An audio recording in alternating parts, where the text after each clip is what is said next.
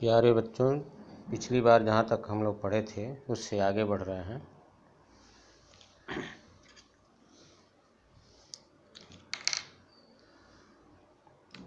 कालिदास काव्येषु अंगीरसः श्रृंगारोऽस्ति। कालिदास के काव्यों में अंगीरस अर्थात मुख्य रस श्रृंगारोऽस्ति श्रृंगार है। कालिदास के काव्यों में मुख्य रस श्रृंगार रस है।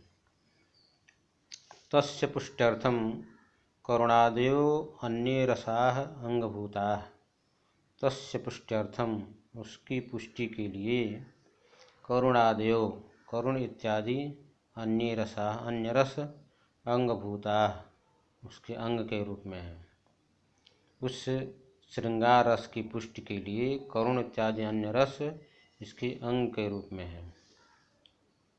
रसानुरूपं क्वचित् प्रसादः क्वचिच्च माधुर्यं तस्य काव्योत्कर्षे सहायं कुरुतः। रसानुरूपम रस के अनुरूप, क्वचित कहीं पर, प्रसादः प्रसाद गुण, क्वचिच्च माधुर्यम और कहीं माधुर्य गुण, तस्य काव्योत्कर्षे उनके काव्य के विकास में सहायम कुरुतः सहायता करते हैं। रसानुरूपम रस के अनुरूप, क्वचित न कहीं पर, प्रसादः प्रसाद गुण, क्वचिच्च और कहीं पर, माधुर्यम माधुर्य गुण, तस्य काव्योत्कर्षे उसके काव्य के विकास में सहायम कुरुतः सहायता करते हैं। अर्थात प्रसाद और माधुर्य गुण उनके काव्य के विकास में सहायता करते हैं। वैदर्भीरीति कालिदासस्य वाग्वस्येव सर्वत्रानुवर्तते। वैदर्भीरीति वैदर्भी नामक रीति कालिदासस्य कालिदास की वाग्वशी एवं वाणी के वशीभूत होकर सर्वत्र अनुवर्तते सभी जगह पर विद्यमान है। वैदर्भी रीति कालिदास की वाणी के वशीभूत होकर के सर्वत्र विद्यमान है, सर्वत्र स्थित है। अलंकार योजनायाम कालिदासो अद्वितीय। अलंकारों के प्रयोग में कालिदास अद्वितीय हैं। कालिदास के समान कोई दूसरा नहीं है। अलंकारों के प्रयोग में कालिदास अद्वितीय हैं। यद्यपि उपमा कालिदासस्य इत्युक्तिः उपमायोजनायामेव कालिदासस्य वैशिष्ट्यम् अख्याति, तथापि उत्प्रेक्षार्थान्तरनास्यादीनाम् अलङ्काराणां विनियोगः तेन अतीव सहजतया कृतः। यद्यपि उपमा कालिदासस्य इत्युक्ति, यद्यपि उपमा कालिदासस्य उपमा के प्रयोग में कालिदास श्रेष्ठ हैं। इत्युक्ति यह कथन, उपमा योजनायामेव उपमा के प्रयोग में ही कालिदासस्य मैंने कालिदास की वैशिष्ट्यम आख्याति विशिष्टता को बताता है। जो उपमा कालिदासस्य यह वाक्य है, यह कथन है, वह कालिदास की उपमा के प्रयोग में ही विशिष्टता को दिखाता है। तथापि उत्प्रेक्षा अर्थांतरन्यासादीनाम अलंकाराणां, फिर भी उत्प्रेक्षा अर्थांतरन्यास इत्यादि अलंकारों के विनियोग मैंने प्रयोग में तेन अतीव सहजतया कृतः, उन्होंने बहुत ही सहज ढंग से किया है।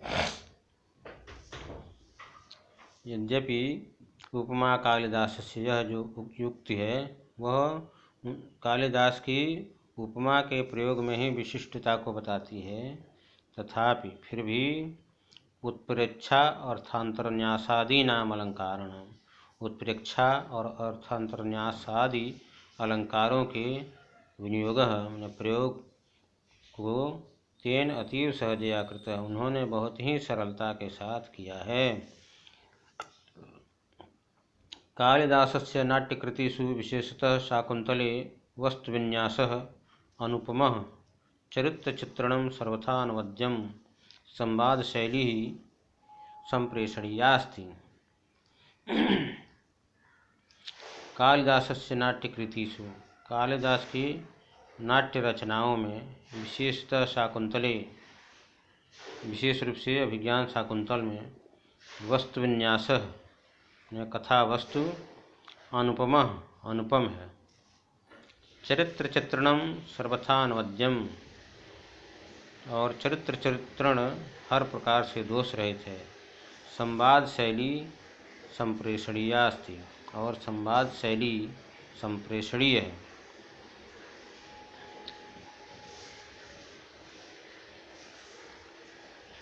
कालिदास के नाट्य रचनाओं में, कालिदास से नाट्य कृतिषु, कालिदास की रचनाओं में विशेष शाकुंतले, विशेष रूप से अभिज्ञान शाकुंतल में वस्तु विन्यास अर्थात कथा वस्तु अनुपम है। चरित्र चित्रणम सर्वथा अनवद्यम, चरित्र चित्रण हर प्रकार से निर्दोष है। संवाद शैली संप्रेषणीयास्ति, और संवाद शैली संप्रेषणीय है। सममेव भारतीय संस्कृति अनुमतानां धर्मार्थकाम मोक्षमूलानां मानवमूल्यानां प्रकाशनम कालिदासस्य वैशिष्ट्यमस्ति। सममेव, ठीक उसी प्रकार, भारतीय संस्कृति अनुमतानां, भारतीय संस्कृति के अनुकूल, धर्म अर्थ काम मोक्ष मूलानाम, धर्म अर्थ काम और मोक्ष मूलक मानव मूल्याना, मानव मूल्यों के प्रकाशन को कालिदासस्य विशिष्टम अस्ति, कालिदास की विशिष्टता है। मैंने उनका प्रकाशन कालिदास की विशिष्ट, धर्म अर्थ काम मोक्ष, ये 4 पुरुषार्थ बताए गए हैं मनुष्य के लिए।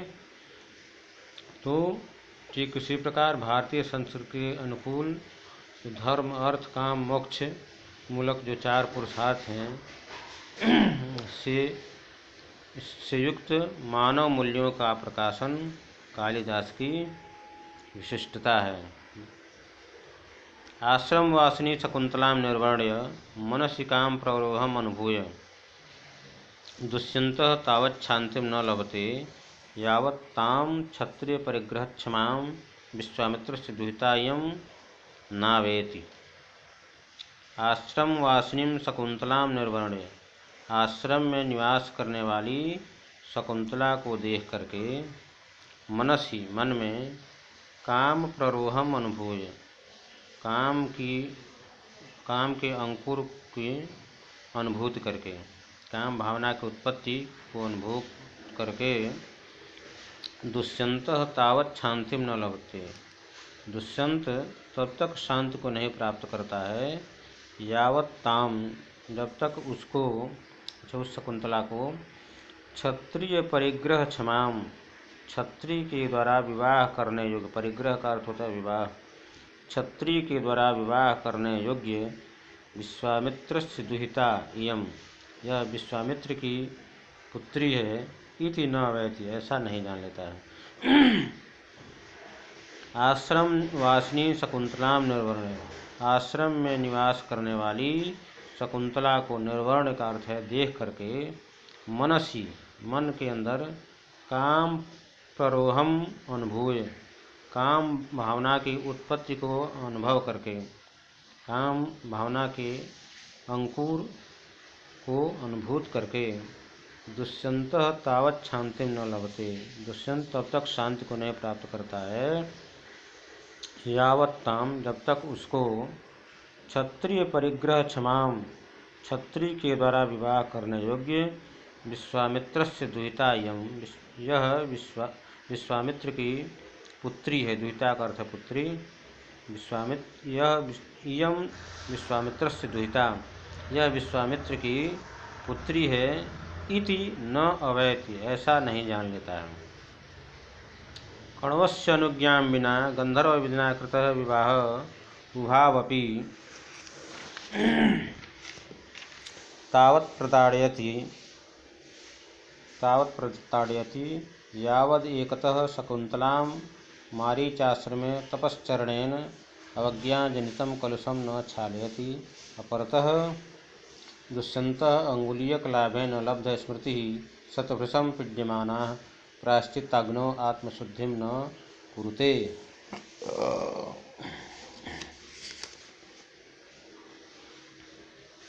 कण्वस्य अनुज्ञां विना, कण्वस्य अनुज्ञां विना, कण्व की अनुमति के बिना गंधर्व विधिना, गंधर्व विधि से कृत विवाह किया गया विवाह। विवाहों के 8 प्रकार में एक प्रकार गंधर्व विवाह है, जिसको वर्तमान में प्रेम विवाह के नाम से जानते हैं। तो कण्वस्य अनुज्ञां विना, कण्व की अनुमति के बिना गंधर्व विधिना कृत विवाह, गंधर्व विधि के द्वारा किया गया विवाह, उभावपि दोनों को, तावत प्रताड़यति तब तक प्रताड़ित करता है, तब तक दुखी करता है, यावत एकतः जब तक एक ओर, शकुंतला मारीचाश्रमे, शकुंतला मारीच ऋषि के आश्रम में, तपश्चरणेन तपस्या के आचरण के द्वारा, अवज्ञाजनितम कलुषम, अवज्ञा से उत्पन्न क्लेश को, अवज्ञा से उत्पन्न दुख को, न छालयति नहीं धो लेती है। अपरतः दूसरी ओर, दुष्यंतः दुष्यंत अंगुलीयक लाभेन, अंगुलीयक कहते हैं अंगुली को, अंगुलीय लाभेन, अंगुलीयक है यहाँ पर, क छूट गया है, अंगुलीयक लाभेन अर्थात अंगूठी के मिलने से, लब्ध स्मृति सत में स्मृति को प्राप्त हो जाने पर, स्मृति के पुनः आ जाने पर, वृषम पीड्यमाना अत्यधिक दुखी होता हुआ, प्रायश्चित अग्नौ, प्रायश्चित रूपी अग्नि में, आत्मशुद्धि न करते, आत्मशुद्धि नहीं कर लेता है।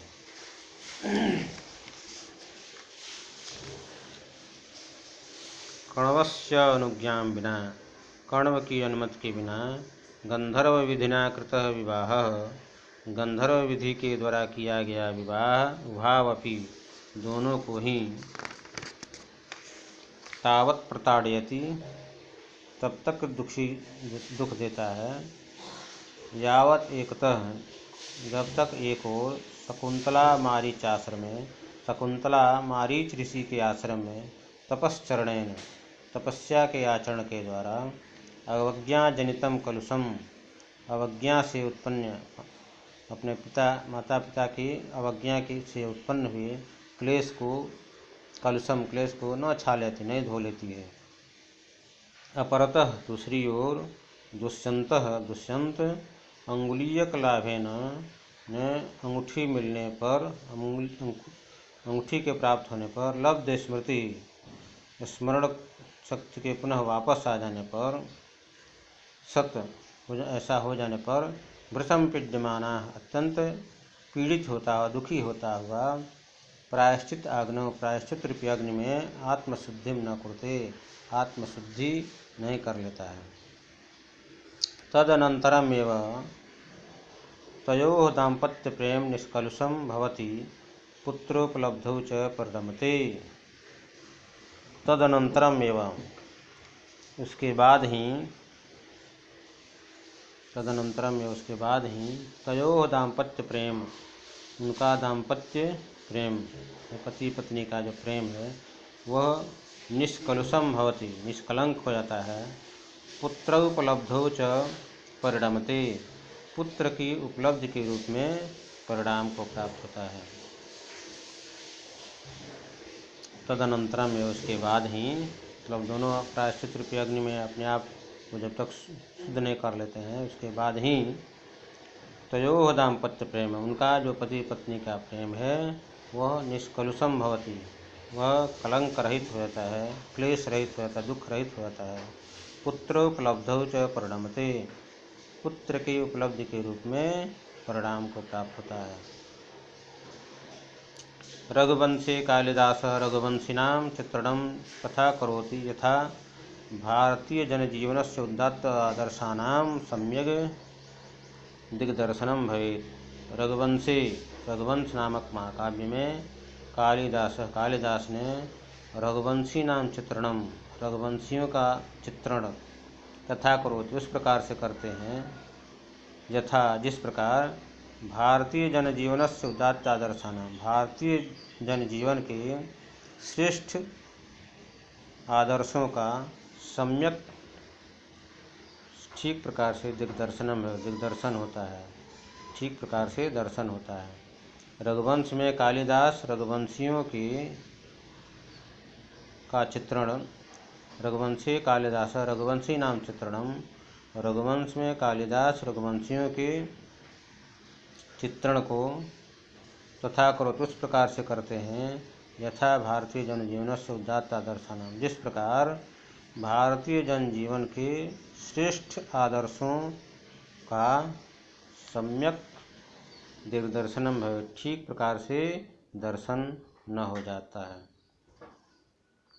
रघुकुलजा राजान प्रजाक्षेमाय बलिम आहरन, रघुकुलजा रघुकुल में उत्पन्न हुए राजान राजा लोग, प्रजाक्षेमाय ने प्रजा के कल्याण के लिए बलिम आहरन कर लेते थे। बलि का अर्थ होता है कर, प्रजाक्षेमाय मैंने प्रजा के कल्याण के लिए। रघुकुलजा रघुकुल में उत्पन्न हुए राजान राजा लोग, प्रजाक्षेमाय प्रजा के कल्याण के लिए बलिम आहरन कर लेते थे। मित संयत भाषणस्ते सदा सत्यनिष्ठा आसन, मित भाषण ते मित भाषण कम और संयमित भाषण करने वाले, कम और संयमित रूप से बोलने वाले, ते वे सदा सत्यनिष्ठा आसन हमेशा सत्यनिष्ठ थे। मित संयत भाषण कम और संयमित भाषण करने वाले बोलने वाले, वे सदा हमेशा सत्यनिष्ठा आसन सत्य में निष्ठा रखने वाले थे।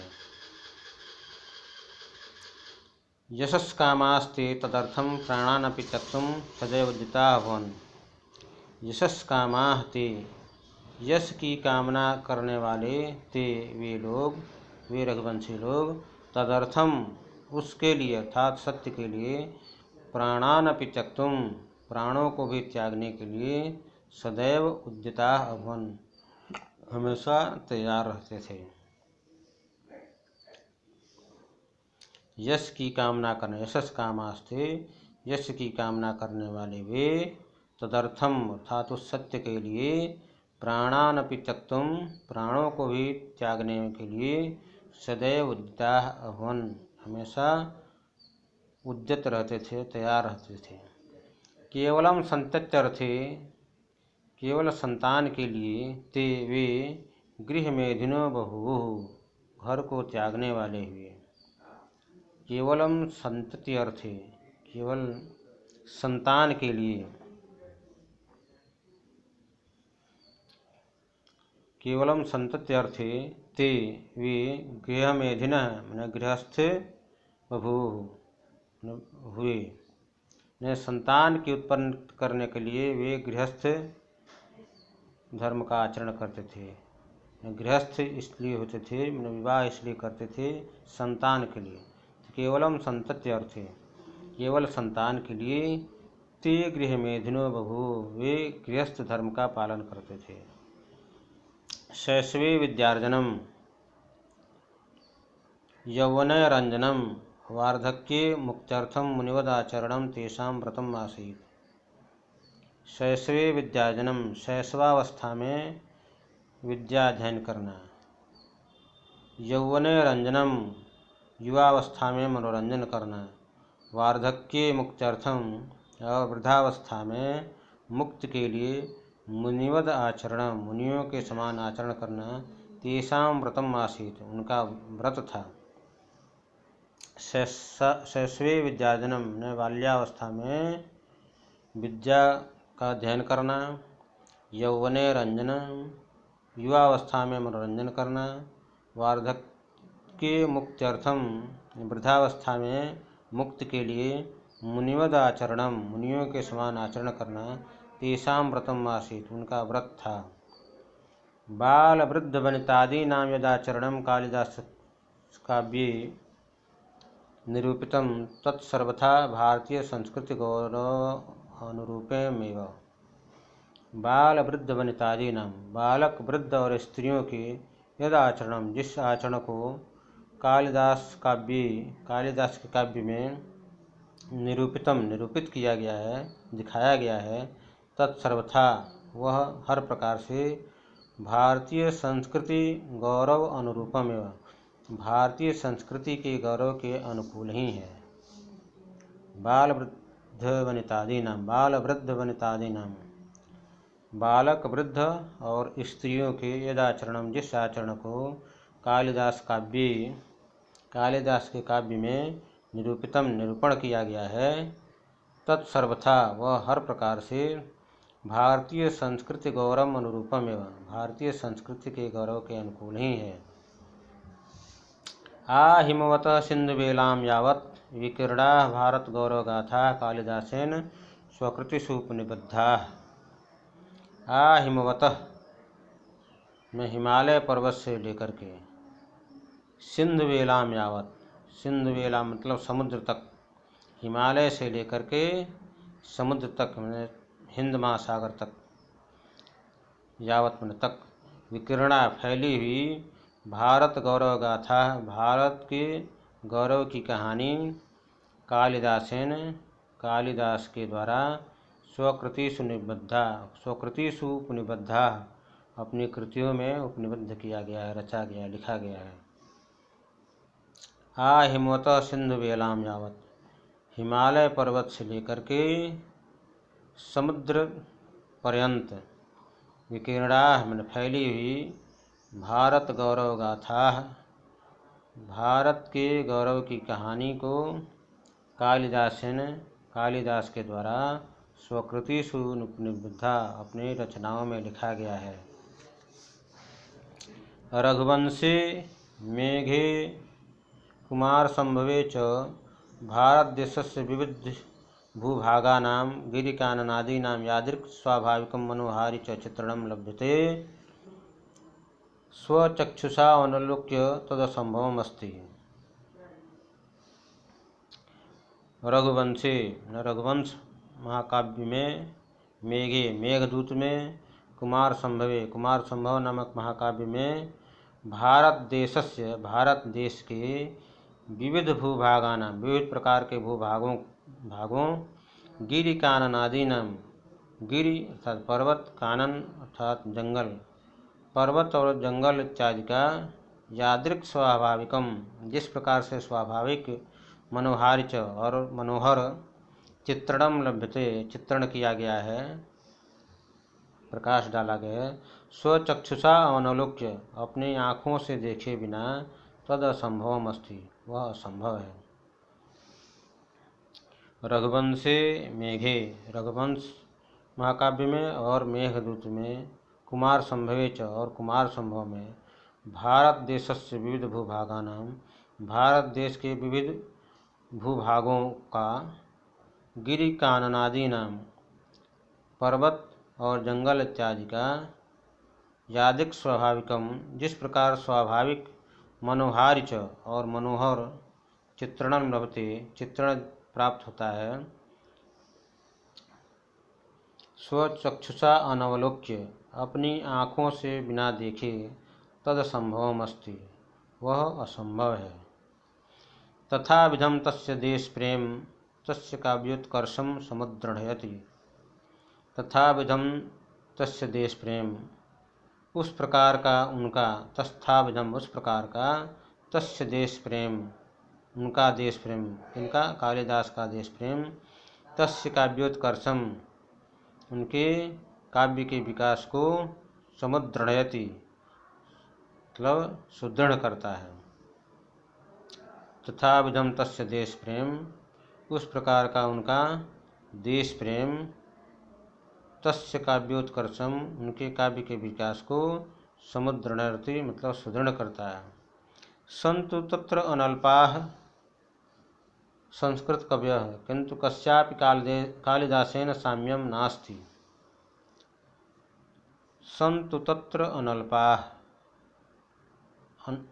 तत्र अनल्पाः संस्कृत कवयः सन्तु, ने वहाँ बहुत से बहुत से संस्कृत कवि हो सकते हैं, संतु अनल्पाः, अनल्पा माने बहुत से संस्कृत कवि संतु कवि हो सकते हैं, किंतु कस्यापि कालदेशन साम्यम नास्ति, किंतु किसी की भी, कस्यापि माने किसी की भी, कालिदासेन कालिदास के साथ साम्यम नास्ति, समानता नहीं है। संस्कृत के बहुत से कवि हो सकते हैं, लेकिन कालिदास के समान किसी की समानता नहीं है। कालिदासेन साम्यम नास्ति, कालिदास के साथ समानता किसी की नहीं है। साधु उक्तम केनचित कालिदासानुरागिणा, केनचित कालिदासानुरागिणा, किसी कालिदास के अनुरागी का, किसी कालिदास के प्रेमी के द्वारा साधु उक्तम, ठीक ही कहा गया है कि पुरा कवीनां गणना प्रसंगे कनिष्ठिकाधिष्ठित कालिदास, अद्यापि तत्तुल्य कवेरभावात् अनामिका सार्थवती बभूव। कवि नाम गणना प्रसंगे, कवियों की गणना के प्रसंग में, कवियों की जब गणना होती है, गिना जाता है, तो कवियों की गणना के प्रसंग में कब, पूरा, पहले कवियों की गणना के प्रसंग में कालिदास कनिष्ठिकाधिष्ठित, कालिदास कनिष्ठिका नामक उंगली पर विद्यमान है। जब कवियों की गणना शुरू की जाती है तो सबसे पहले कनिष्ठिका उंगली पर कालिदास विराजमान रहते हैं। कोई भी गणना की जाती है तो पहले कनिष्ठिका से शुरू किया जाता है, फिर अनामिका, फिर मध्यमा, फिर तर्जनी और फिर अंगुष्ठा। तो इस प्रकार सबसे पहले कनिष्ठिका से शुरू की जाती है और सबसे पहले कालिदास का ही नाम आता है। अद्यापि माने आज भी, तत्तुल्य माने उनके समान, कवेः अभावात् कवियों का अभाव होने के कारण, अनामिका सार्थवती बभूव, अनामिका नामक जो उंगली है, जो दूसरी उंगली है जिसका नाम अनामिका है, वह सार्थवती बभूव, वह सार्थक हो जाती है। क्योंकि अनामिका का अर्थ है बिना नाम का, जिसका कोई नाम न हो। तो कालिदास के बाद किसी दूसरे का नाम ही नहीं आता है, इसलिए इस उंगली का जो अनामिका नाम है वह सार्थक प्रतीत होता है। इसलिए कहते किसी कालिदास के अनुरागी के द्वारा ठीक ही कहा गया है कि कवि नाम गणना प्रसंगे, कवियों की गणना के प्रसंग में कालिदास कनिष्ठिकाधिष्ठित, कालिदास कनिष्ठिका नामक उंगली पर विद्यमान होते हैं। अद्यापि आज भी, तत्तुल्य उनके समान, कवेर अभावात् कवियों का अभाव होने के कारण, अनामिका सार्थवती बभूव, अनामिका नामक जो उंगली है वह सार्थक प्रतीत होते, इसका नाम सार्थक प्रतीत होता है। क्योंकि कनिष्ठिका के बाद किसी दूसरे कवि का नाम आता ही नहीं है कालिदास के बाद, जिससे जो अनामिका नाम दूसरी उंगली का है, जिसको रिंग फिंगर कहा जाता है, यह सार्थक प्रतीत होती है। आज बस इतना ही।